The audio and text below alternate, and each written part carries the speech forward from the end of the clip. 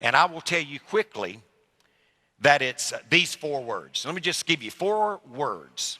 Say a word and then give you 7 statements that are godly principles for a Christ-honoring life. The number 1 word is lordship. I believe at age 56 that to this day, nothing has happened and nothing will happen that has meant as much to me or could possibly mean as much to me as the day I surrendered my life to Jesus Christ as Lord and Savior of my life. I say often, everywhere I speak, that the single most important decision you'll ever make is the lordship of Jesus Christ. Matter of fact, in this room, there is no decision more important in life. You know, sometimes people think, oh, I've got plenty of time, I'll get serious about that later. And by the way, if you profess to be a Christian and you're really not just living in the context of the lordship of Jesus Christ, with him being ruler, master, and leader of your life, sometimes I'm not so sure that the church doesn't do more damage than good. Thank God for lordship. So I want to get it right. I want to start there. Don't get the cart before the horse. But then there's a second word, and that's the word stewardship.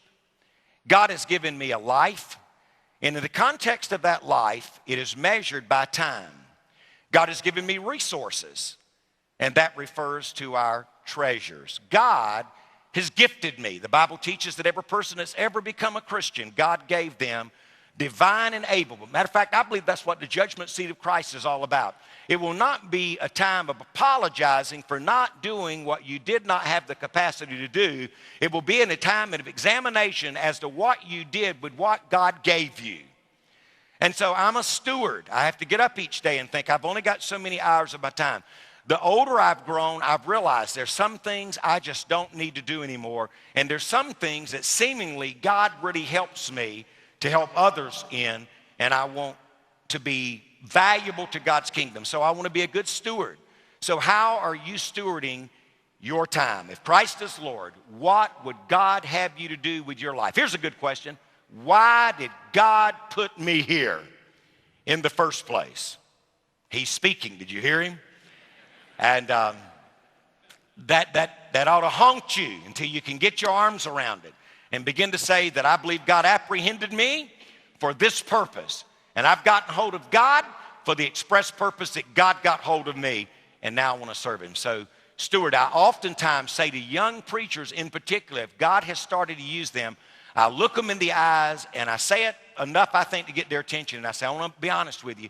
You better be careful how you steward your influence.